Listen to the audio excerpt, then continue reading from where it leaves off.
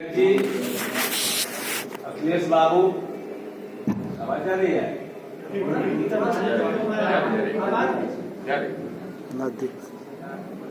उनका स्नेह आशीर्वाद हमेशा हमको मिलता रहा है। कसौली में एक सामाजिक कार्यकर्ता के रूप में, एक राजनीतिक कार्यकर्ता के रूप में मेरा आना जाना लगा रहा है। इधर कुछ दिनों से, कुछ अरसे से वो गतिविधि नहीं है।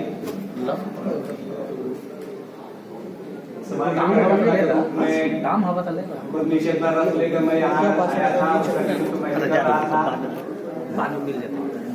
राजनीतिक कार्यकर्ता के रूप में पूर्ण दर्जा परियोजना का हम लोग चलाए थे। मैं यहाँ कैंप करके उसका पूरा आयोजन किया था। उसमें जौहर साहब भी आए थे, नीतीश जी भी आए थे। तो वो सब कार्यक्रम सामाजिक न्याय आंदोलन के दौरान भी हम लोग आते थे। रामविहार बाबू भी उसमें आते थे। आज एक विशेष कारण से विशेष अवसर पर आपके बीच आया। ये ठीक है कि कुर्मी रैली, चेतना रैली की यहाँ बार बार स्मरण हम लोग करते हैं और करना भी चाहिए। उसके जो फलाफल हुए, उस फलाफल में राजनीतिक सत्ता का परिवर्तन हुआ। हम लोग बिहार के राजनीति के शिखर पर गए।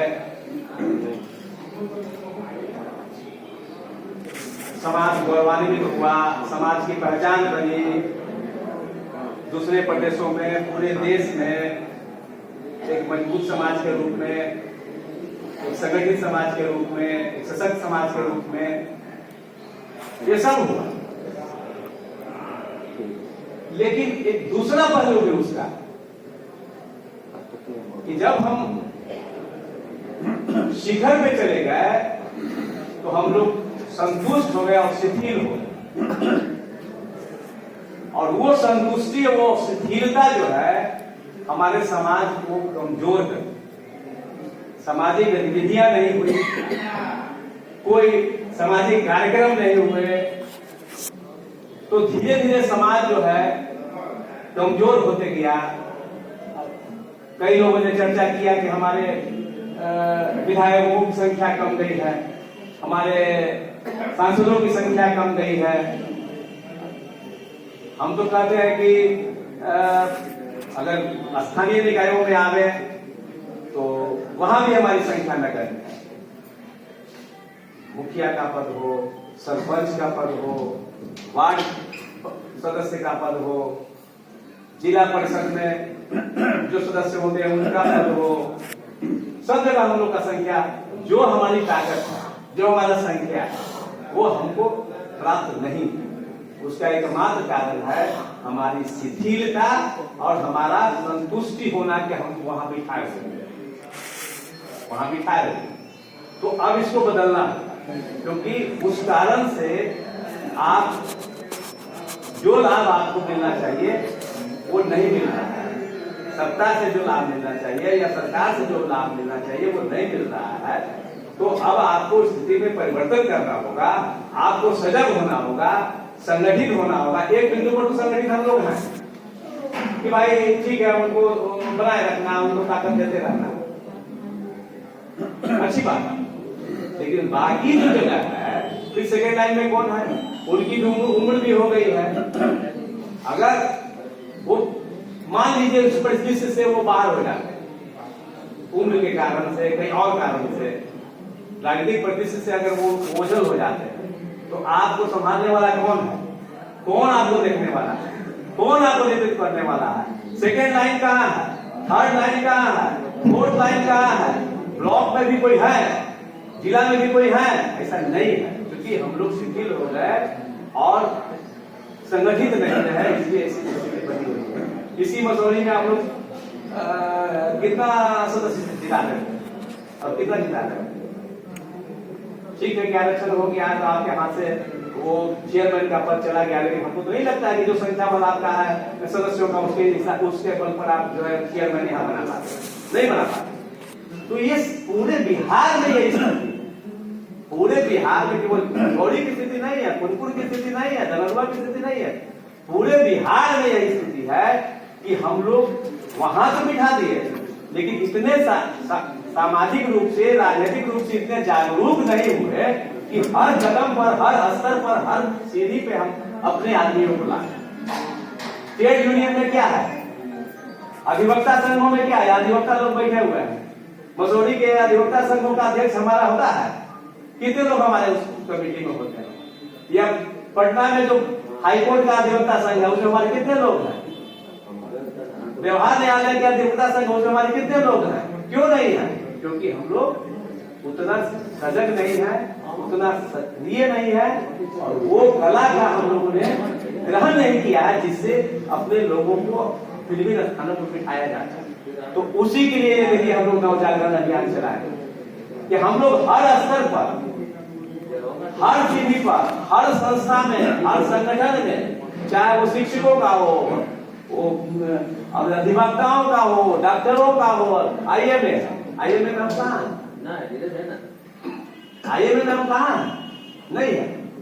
तो हम लोग चाहते हैं कि हमारा समाज हर संगठन में, हर संस्था में, हर जगह, हर स्तर पर, वो अगर वो प्रखंड का स्तर है, पंचायत का स्तर है, जिला का स्तर है, कमिश्नरी का स्तर है, बिहार प्रदेश का स्तर है, राष्ट्रीय स्तर है, वहाँ हमारे लोग भरे पड़े रहे। इसका प्रयास, इसके लिए हम लोग लगे हुए हैं कि हमको संगठित होना है, सक्रिय होना है और जागरूक होकर के आगे बढ़ना है। तो इसके लिए पूरा ढांचा जिक्र किया है कि हम लोग किस प्रकार से जो है वो ब्लॉक में, पंचायत में, जिला में किस प्रकार से ढांचा खड़ा करना चाहते हैं, और उसमें हर संवर्ग के लोग, हम लोगों ने यहाँ जो आपके यहाँ मीटिंग हो रही है, बहुत अच्छी मीटिंग हो रही है। इस मीटिंग से पूर्व हम लोग हर संवर्ग का मीटिंग पटना में हम लोगों ने कर लिया है।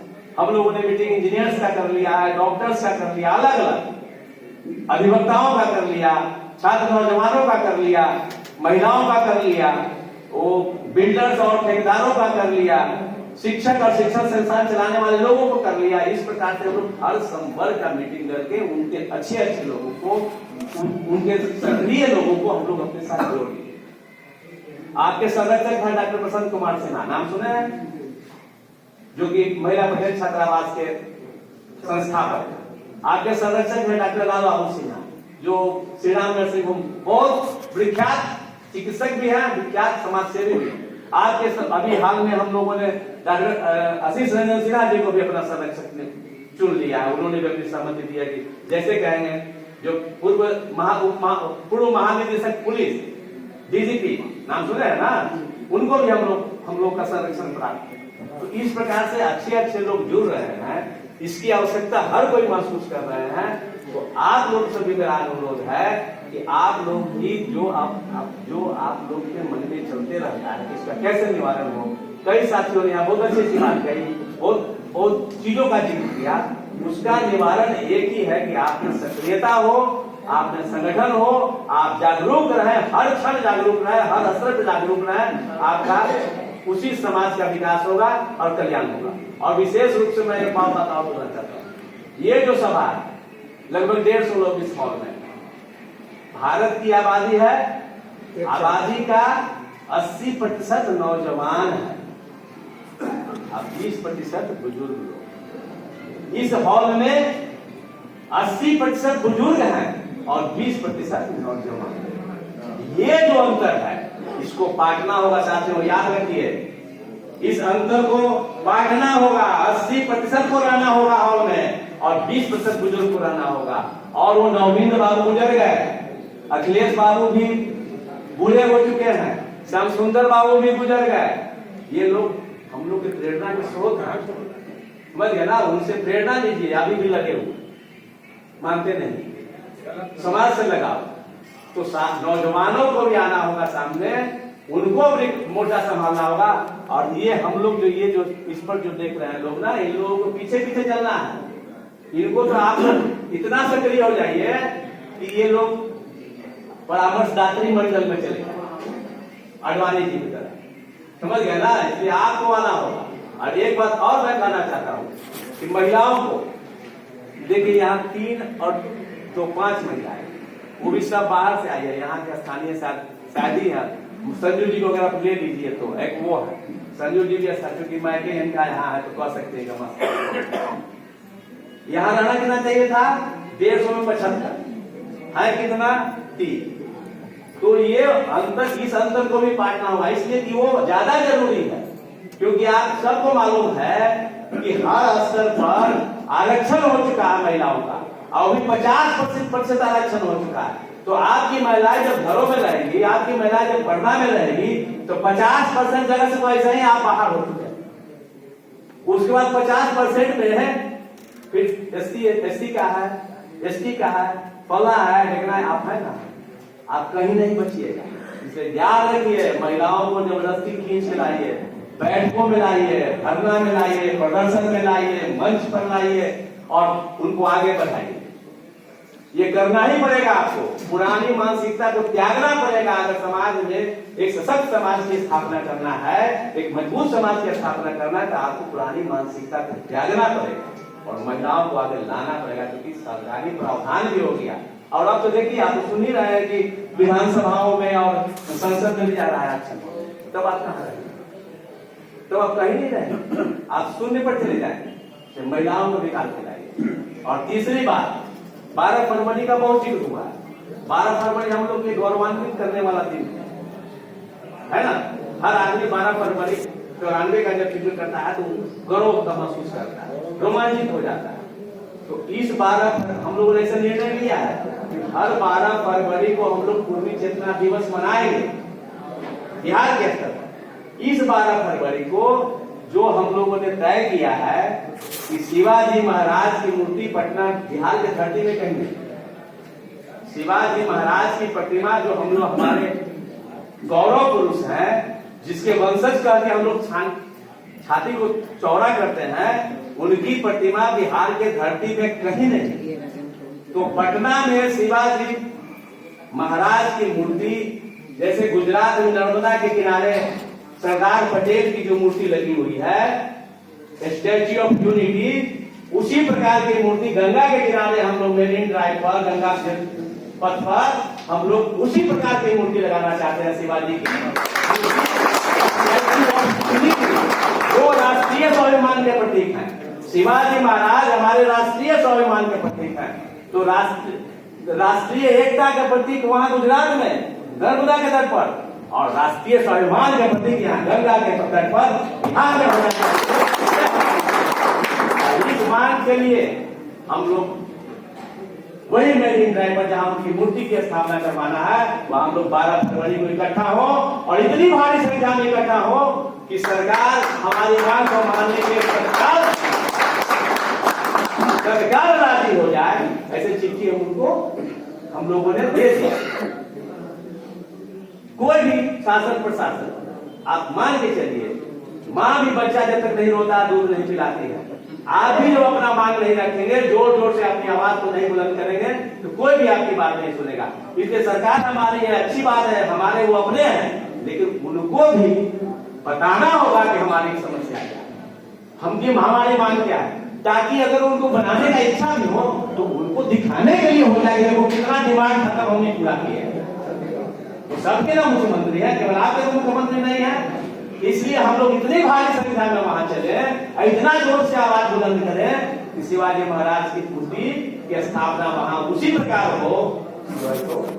तो याद कर लीजिए, 12 फरवरी को कैसे मसौरी ब्लॉक से 10,000 आदमी, धरलवा ब्लॉक से 10,000 आदमी, फुलपुर ब्लॉक से 20,000 आदमी कैसे वहां पहुंचेगा, उसकी तैयारी में आप लोग बनते हैं। आज हो जाइए और टोली बनाइए, नौजवानों की टोली बनाइए, हर गांव में जाइए। प्रमोद जी ने कुछ होमवर्क किया है, हर गांव का इन्होंने, आज उसकी टोली बनाइए प्रमोद जी, नौजवानों की टोली, जो गांव गांव घूम करके जो है इसकी बात की चर्चा करें कि हम लोग को 12 फरवरी को अपना जो हम लोग का गौरव दिवस है, जो चेतना दिवस है, वो दिन छत्रपति महाराज शिवाजी महाराज जो हमारे गौरव पुरुष है, उनकी मूर्ति की स्थापना के लिए हम लोग जो है प्रयास करें। और